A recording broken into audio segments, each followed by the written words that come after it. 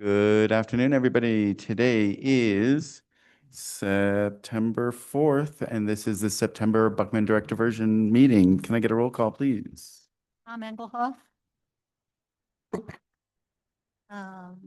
Ralph Schmidt-Peterson, Here. Commissioner Hughes, Here. Counselor Cassett, Here. You're echoing. Counselor Romero Worth, Here. and Chair Justin Green. I am here. Thank you very much. Okay, so approval of the agenda. Are there any changes from staff or anything out there? No, sir. No, Brad? No? Nancy? No, ma'am? Thank you very much. Okay, can I get a motion for the approval? Move to approve. Okay, got a motion from Commissioner Hughes, a second from Counselor Cassett. We don't have anybody virtual. All in favors, say aye. Aye. Aye. And any opposed? Seeing none. Thank you very much. We're moving right along. Approval of the consent agenda. That's Mr. Chairman, I'll move approval of the consent agenda. I believe all those items we've already approved. okay. Second. Okay, wonderful. I've got a motion from Chair Member Schmidt-Peterson and a second from Counselor Cassett. All in favor, say aye. Aye. Any opposed? Seeing none, moving right along. Thank you. Approval of the minutes. I have a statement to make here to add into the minutes, if I may. For the record, that I will state for the record that and our minutes that only matters discussed during the executive session of our last regular board meeting on August 7th, 2025 was the matter as stated in the motion to go into executive session and no action was taken. Do you have that? Excellent. Thank you. Yes. Chairman, thank you. I on a second read through, actually just this morning, I noticed one small issue that was on page 3, about halfway down. The chair asks about how low flows have gotten and what the threshold pieces are, and Mr. Sandoval reports 212 at ODWE, and then what's the cutoff number? And the minutes reflect 1.5. I think that should be 150. Okay. Thank you. Excellent. Any other changes from staff, from board? No, Mr. Chair. Yeah. Approve as amended? Uh, Oh, that's it. yes, wonderful. Got a motion and second from somebody, please. Second. Thank you. Got a motion from Counselor Cassett and a second from Member Schmidt-Peterson. All in favor, say aye. Aye. Aye. Any against? Hearing none, that passes as well. Fabulous. Matters from the public. Do we have any public here? We got a lot of people in the gallery, but nobody wants to talk. All right. Okay, seeing none, we will move on to presentations. Matt, you're up.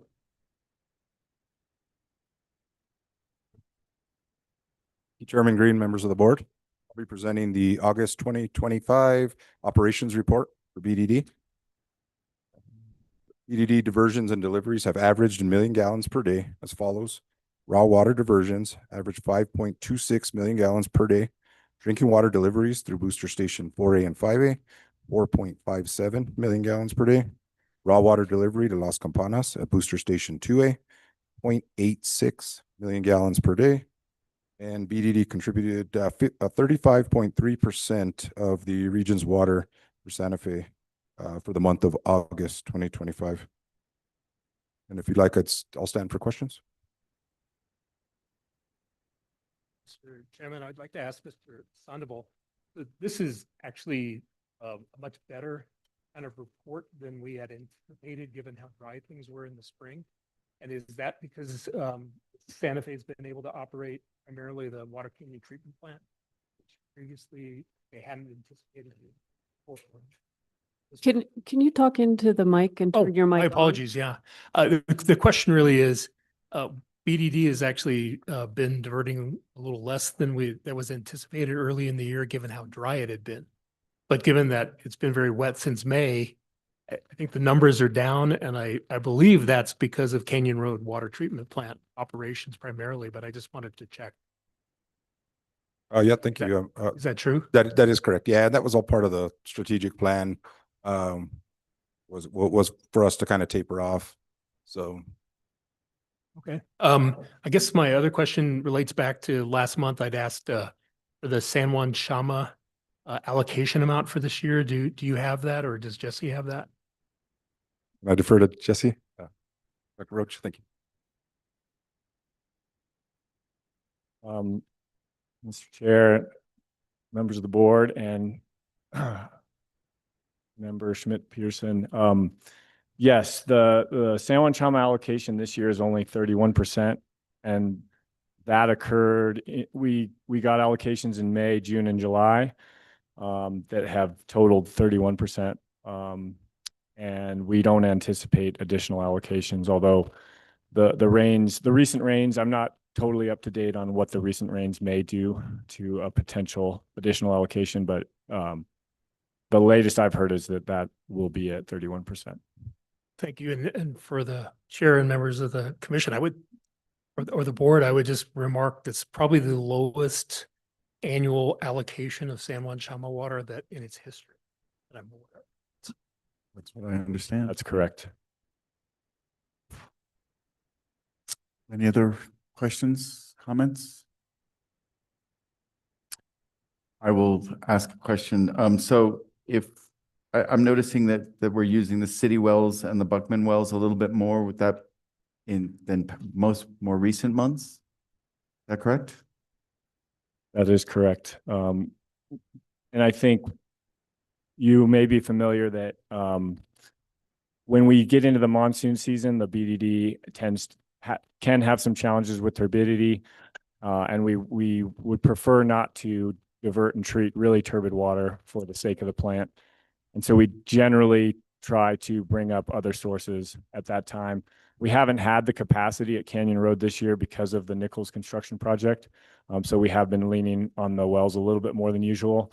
And I would say generally in the last 5 to 10 years, we sort of try and shoot for about 20% annual from the wells and 80% from the rivers. Mm-hmm.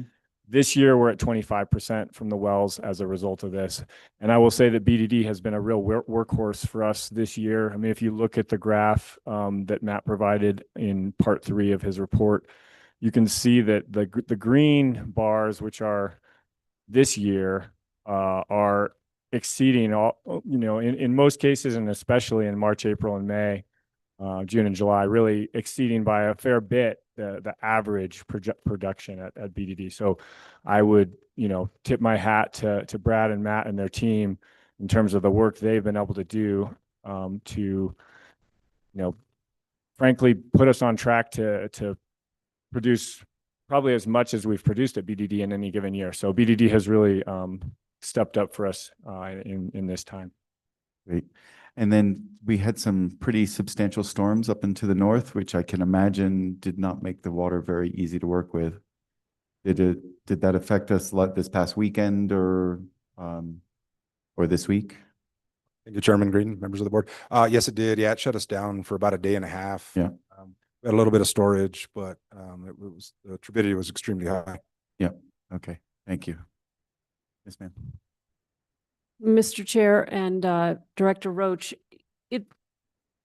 correct me if I'm wrong, it's good for us to use the wells a little bit. We don't want to just have them sitting there, never tapping into them, because then when we need them, we don't know whether they're working. So on the one hand, the amount is a little bit higher than normally, but it's also not, I would say, dramatically higher, but it's also necessary just to keep making sure that we can pull from them when we need to. Am I correct in my understanding?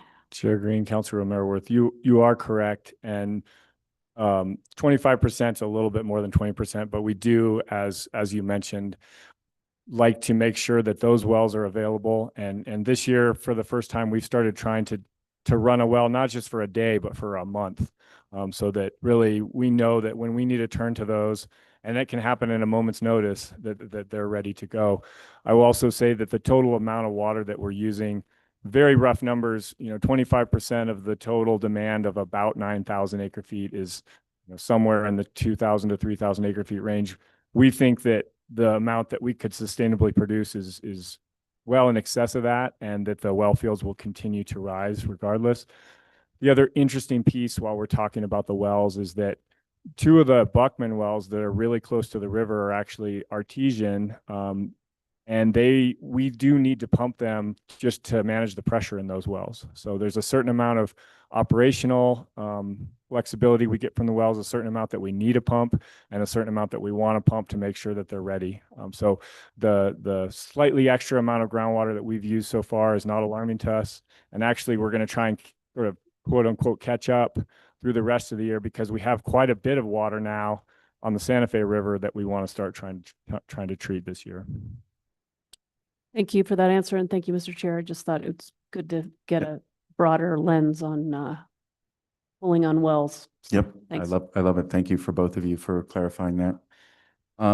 Great. Anything else on this subject? Hearing none. Moving on to item B. Brad, you're up.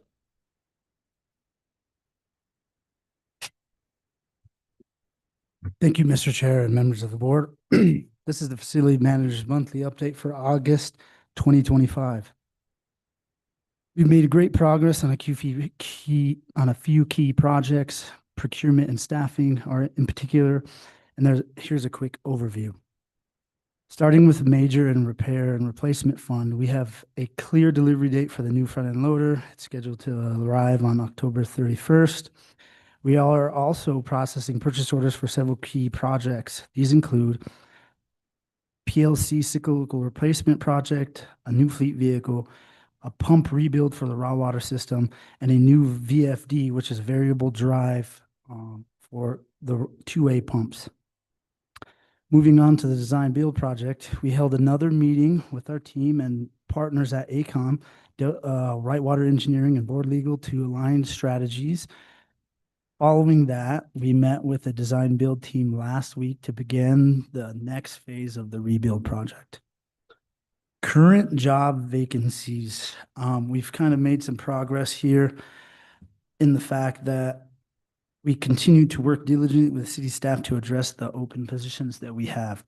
To strengthen our team and improve our ability to attract, retain talent, we are excited to launch two new key initiatives. First, a new pilot program incentive for our certified operators. So we would be offering them incentive for based off of their level that they currently or will obtain, and that will come with an incentive. Previously, we haven't really done that. We're trying to look at strategies to keep and retain our employees. Another key strength move, we're trying to extend the pay bands and make them larger so that we're more competitive with our near utilities, Santa Fe County, Los Alamos County, and somewhat Llano. So we're excited to work with the city to strengthen our team. This is a strategy that we came up and collaborated with on, and I will stand for questions.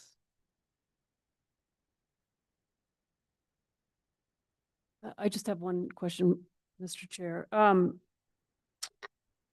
Manager Prada. So the incentive, that's a financial incentive? And is that, how are you pulling that money? Was that, since it's a pilot and it's new, and can you just talk a little bit more about how that's working? I mean, I think it's really important. We've been talking a lot about level 4 operators and making sure we have a pipeline and that we retain the ones we have and that we get new folks in the queue to help us. I know it's critical, but I'm just curious how we're going about that exactly. Thank you, Chair Green and Councilor Romero-Worth.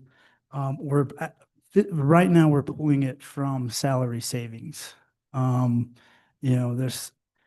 done some calculations and we feel like it will be the best place to pull it at this time because we don't have those positions filled. Okay, that makes sense. Thank you. Thanks for clarifying that. So budget neutral, but just reallocation of the same. That's great. And then I want to reiterate the opportunity to collaborate with Santa Fe County and the community college potentially to to do some training. I talked to Chris Swinton, who is, does the ProTech training over there, and she'd be thrilled to stand up a program for wastewater, water, everything treatment professionals. We appreciate that, Chair Green. If you would pass on that information or mine to her or whoever, Sure. we'd definitely like to collaborate. And then additionally, just somewhat related, just because we're working with the same pool of people here between BDD, the county, and what's going to be coming with the Powahki Basin Regional Water System. They do have an obligation to hire tribal members. And so we should try to bring some tribal members on, train them in our facility, and then we can swap people around collectively in the community. Great. Thank you. Anybody else? No, seeing no other comments, we're going to move on to item C. Peter, you're up.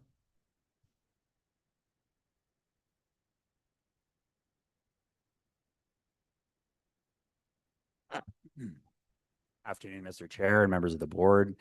My name is Peter Hahn. I work with Glorieta Geoscience.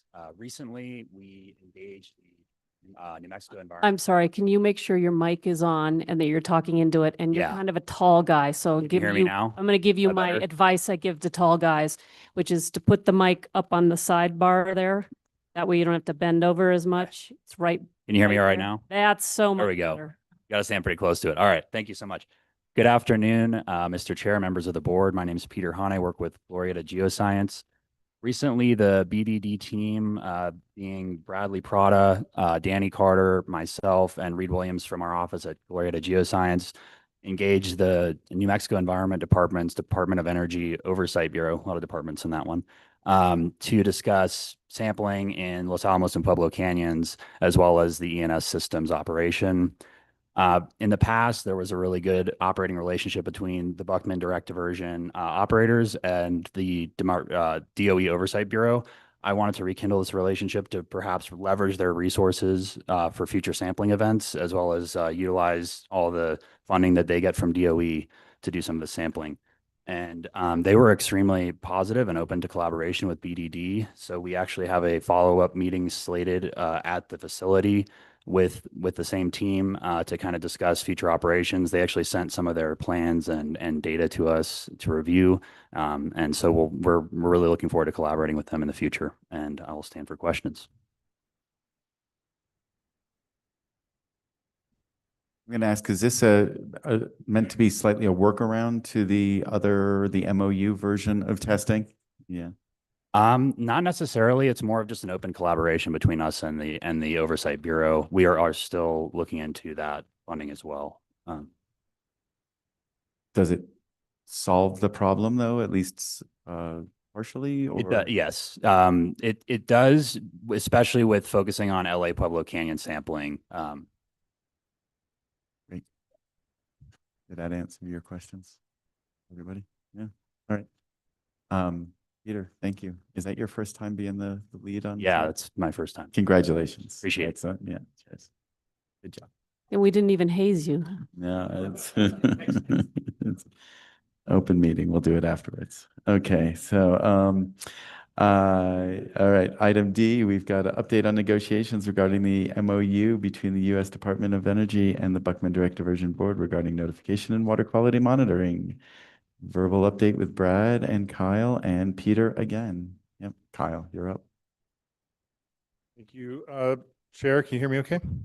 Okay, very good. We've got this presentation split up a little bit with folks speaking in their lanes, so to speak. So I'm just going to remind us all what the MOU is quickly. Peter and Brad are going to talk about some of the current work, and then I'll come back up and just remind you all where we're at, where we're trying to go. So with your permission, sorry.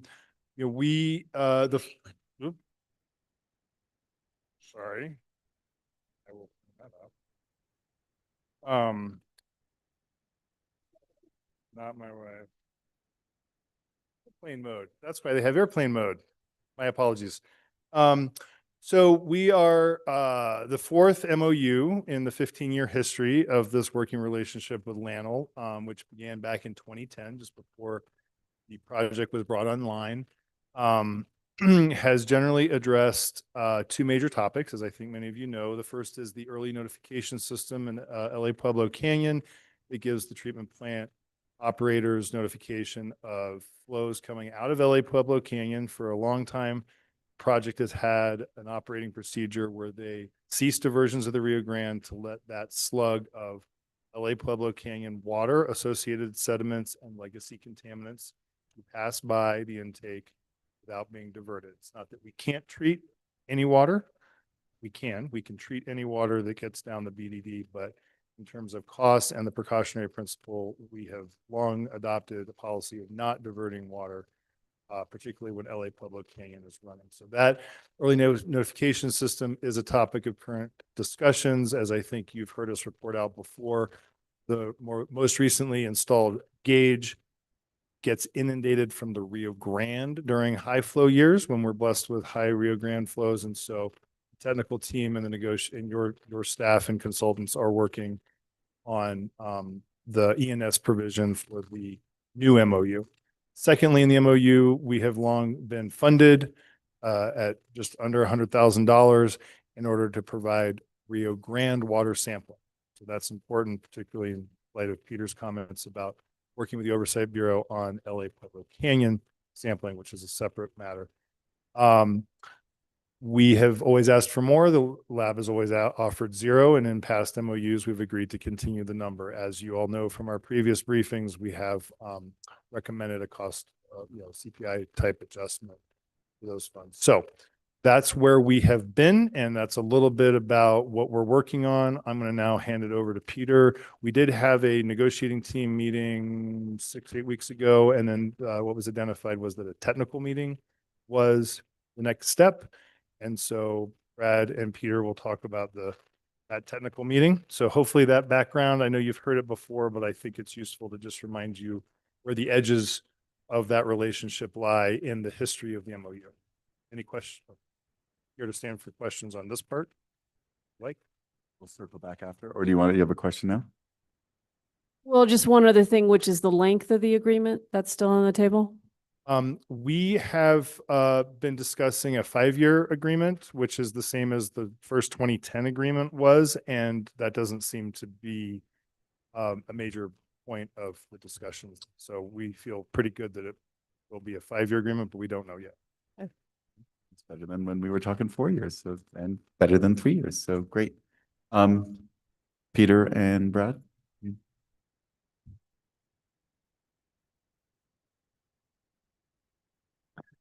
All right, Mr. Chair, members of the board. So as Kyle said, we at our last annual meeting, we discussed technical issues, and it kind of became clear that it would be efficient to just have a technical discussion between technical people. That would be Lanel subcontractors and myself, Reed Williams, and Brad Prada and Danny Carter of the BDD. So we ended up having a follow-up technical meeting with folks from Lanel subcontractors. So that would be from N3B and Tech2 Solutions. So we discussed some of the technical issues that we think are kind of outlying and issues that we really care about, and reasons that we wanted funding to understand these issues better. And so we discussed those issues and had a positive meeting and plan to have a follow-up meeting with someone from EMLA present as well.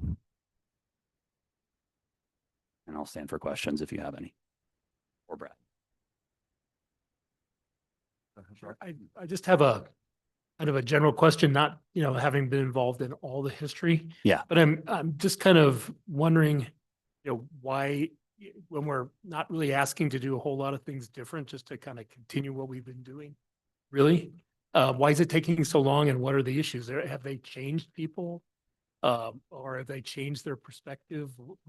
I think sorry, Mr. Chair, Member Schmidt-Peterson. I think the issue, it's not as much that the issues don't exist or haven't existed or haven't been addressed. It's that the way of addressing them, we've really developed a really good plan, and we have a new kind of newer crew at BDD. We have a newer crew at DOE Oversight.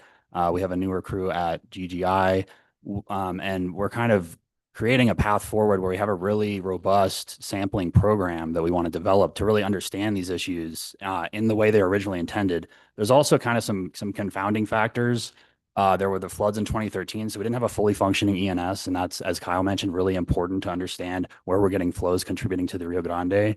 And so that was a huge barrier. We didn't get that updated gauge until 2021. After that, we had the inundation and realized that that gauge wasn't entirely reliable. So there have been a lot of kind of hiccups along the way, also staffing changes, and other things. So it's just kind of been everything coalescing and into the right program of how we want to develop the sampling, how we want to understand these issues, and kind of come up with a final protocol. Another thing that the operators really want to understand is the timing for the shutdowns at the BDD intake.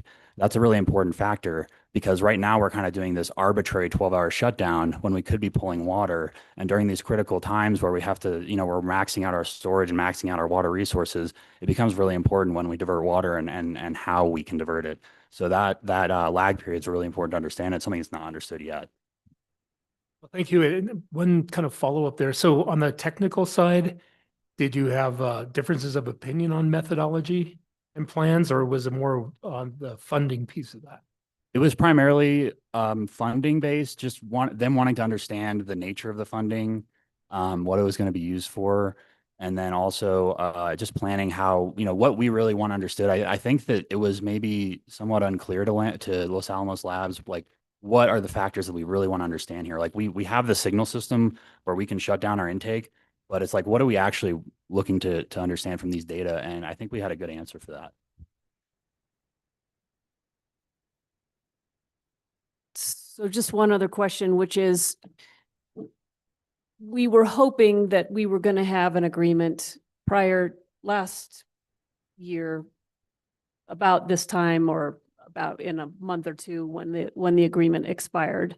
And we were hoping that we wouldn't have a period where I guess we're operating under the old agreement. Is that correct? It's been administratively continued, I believe. Yeah, okay. So I'm just curious, any better sense of timing and what can be done to giddy this up? I'm going to defer to Kyle on that. Giddy up, lawyer. So the Giddy Up plan is we hope to bring you back something at the October meeting. And that's what we're working on diligently right now. I think the technical meeting, as Peter described, was productive and was a good part of the process.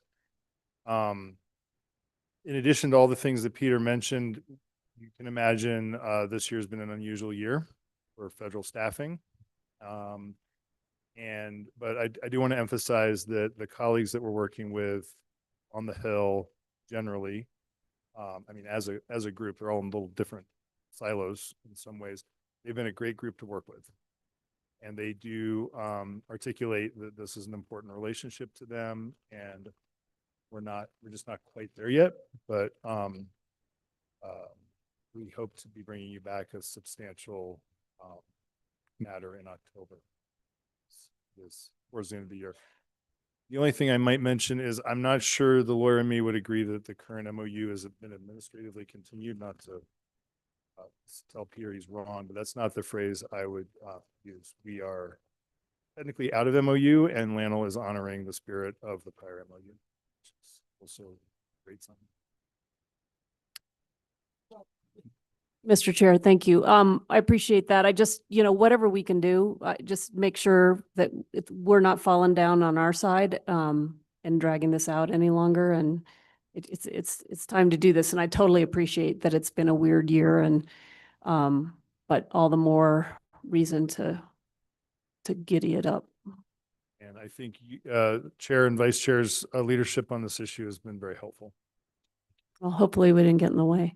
Yeah, that's, we try to use this wherever we're useful. Thank you, Vice Chair. So two questions along those lines. One, have there been any flows in the Pueblo Canyon this year? Have there been anything that? My pleasure to introduce Peter Hunt. Yep. I'm going to defer that to Brad Prada. Oh. Mr. Chair, members of the board, yeah, there has been flow in those canyons, and we have been monitoring it. And I think we've had 2 shutdowns so far this year due to flow through those canyons. And then when you talk to these guys, based on a ballpark of $600 million for N3B's yearly budget, we're talking about 1/100th%. Actually call it pocket change. Yeah, I mean, that just, and then to remind a short-staffed team that unless they really like seeing your faces, the easiest way to get things, you know, to make less work is to get things oversigned and you don't have to go back to it. So teach them a little bit about efficiency. Yeah, no, I think we're close, and I'm hopeful we'll be bringing back something that we can recommend for the board's approval at October, but I don't know that today. Okay, great. Well, thank you for the update. Yes. Anybody else? Okay, fingers crossed. There, we gotcha. Make the record show that we all have fingers crossed, please. Fabulous. Moving on. Action items. Here we are. We have a request for an approval of a budget amendment adjustment resolution bar in the total amount of 2,600,000. Mr. Chair, those were the consent. Oh, sorry. Yep. Thank you. It's oddly worded on the agenda. I will give you that, but Yes. that was the consent agenda. Sorry, I was reading action. Yeah, we had that discussion in our meeting. Okay, great. So matters from the board, anybody? Gonna start with you. Yep, nothing. Great. Commissioner? No, no, no. Tom? No. How's the golf? Okay, great. Anybody out there know about the golf? Okay, great. You're standing there to say something, so hi. Mr. Chair, members of the board, on May 1st, this board approved an owner's representative professional services agreement with ACOM in the amount of $2,671,875. Oh, So and we're this- good. These items were approved previously. Yeah, Oh, you're good to go. But thanks for coming up and telling us what we've done. So thank you. Welcome. Thank you. Yeah, once again. But If I can, Mr. Chair, I maybe to just help. So when something's on the consent agenda, when we approve the consent agenda, that item is formally approved. Sometimes we have questions about an item that's on the consent agenda and we'll pull it off and we'll approve everything that's left on it. And then we'll call that item to talk about directly, but nobody pulled anything off the consent agenda tonight. So we just approved everything that was on it. So just to help, trust me, it's a process and everybody's new to it at some point. So just so you understand a little bit more how this works. Absolutely, Mr. Chair, Member Romero Worth, thank you for that. Thank you. Thank you for Mr. being Chair, ready. For indulging me. no problem. More matters from the board other than this?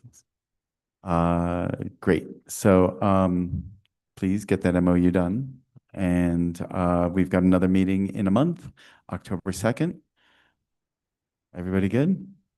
All right, let's go home.